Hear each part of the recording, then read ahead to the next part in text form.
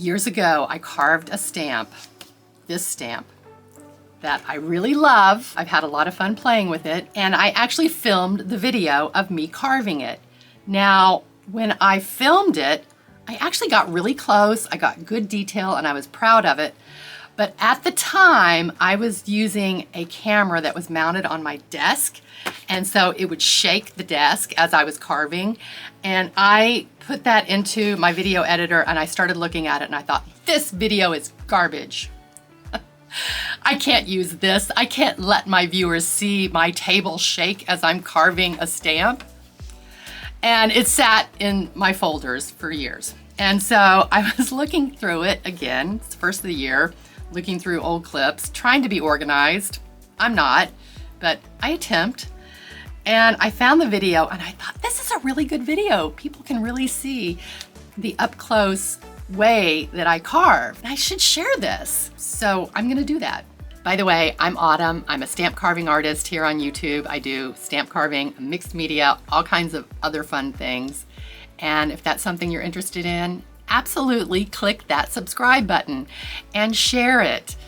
And all those things that you know help people on YouTube. Because doing that sort of thing tells YouTube to share my stuff with other people. That's kind of how it works. Now, when I filmed this video, I filmed it in vertical orientation. So I'm gonna flip it to horizontal orientation because I want it to be a full video. So keep that in mind as you're watching, and just ignore the shaky table because I have faith in you that you can look past that and see this video for the quality stamp carving tutorial video that it is. Here I have some sketched out lines that I created with a brush tip marker, simply laying it on its side and making some marks that are thick and thin. I'm not going to show you how I did that because I, again, have confidence in you that you're able to explore in your sketchbook and find marks that appeal to you and make you want to try carving them. And then I transferred it to tracing paper, as you know that I do, and I went to transfer that traced image to my rubber material, and you can see that it fit perfectly. That made me so happy because I love getting a really high yield from my rubber material. And then I just burnished it with my fingernail. It was easier and quick. The next thing I do is I pull out my little riser box, which is my storage box for my stamp carving materials, put a little index card down, and with my number 1 V-shaped blade, I'm going to outline the design. I usually always do an outline first. It's kind of rare that I don't. And I'm just going to go around the edges of the design, nice and slow. And as you can see, I'm turning the rubber material, not the blade. For a stamp this small, that's the best way to do it. You see people who carve big lino cuts that they are moving the blade because with larger pieces, it doesn't really work to turn the material instead of the blade. So obviously with small pieces, it's much easier. And again, I go very slow. It's something that I find meditative, and it's also safer. I am carving towards my hand, but I'm very careful. I'm aware of what I'm doing. I'm not rushing, and I'm not pushing the blade with any tremendous force. I'm just very, very conscientious and in the moment.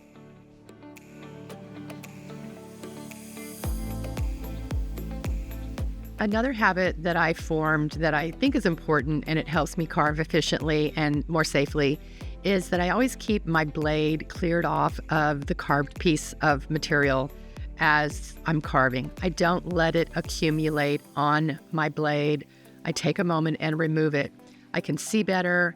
It's just an easier way to keep the process going smoothly, and I do believe it is safer.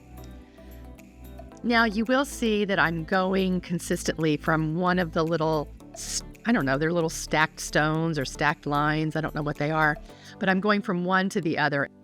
And sometimes if it works for me, I can just swing back around and pick up the next design, but I don't force it. I'm really aware of where I am in the carving process. If it works for me safely to do this, to just continually keep carving, then I'll do it. But it is important to say, That is not always the case, and it's not important. You don't win any prizes for a consistent long pass of the blade, so go slow and don't rush. It is not necessary to make a pass of the blade on part of your design that's long and consistent. It's okay to stop and lift your blade and reposition yourself to stay safe.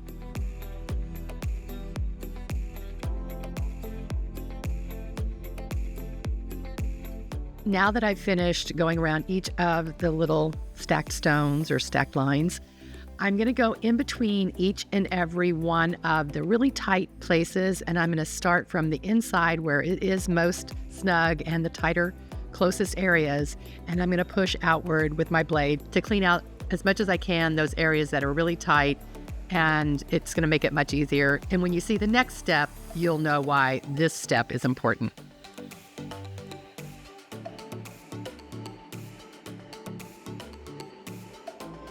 Now I'm going to carve away the exterior of the stamp, and using my craft blade with the tip pointed outward, I'm just going to run it very carefully along the edges of the carved area. And now you can see why removing that extra material in those tight places works best for this process.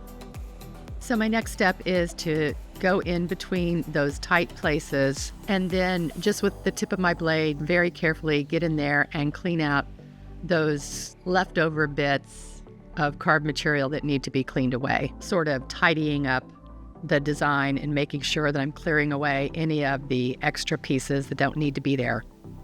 Now comes the fun part where I get to take a test print, and it always is exciting to see what you carved.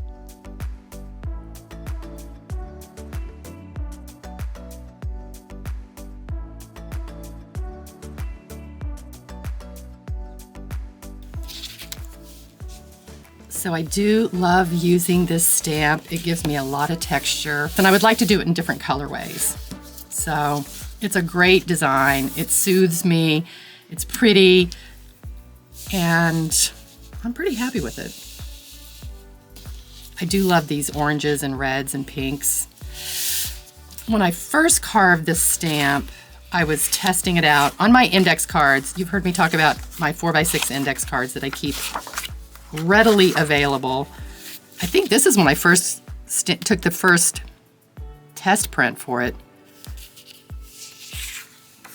And playing with different colors, stamping it off, going in different directions. More colors. So this is interesting. I was using Versacolor pigment ink, and I was stamping the pattern, and then after each color I would mist it with water and stamp it again to give me a ghost print that was a little bit watery.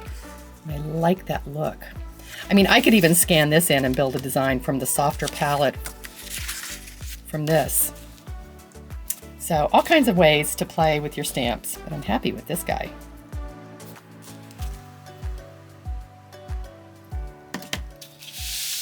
Thanks for watching. I really appreciate it, and I'll see you in the next video.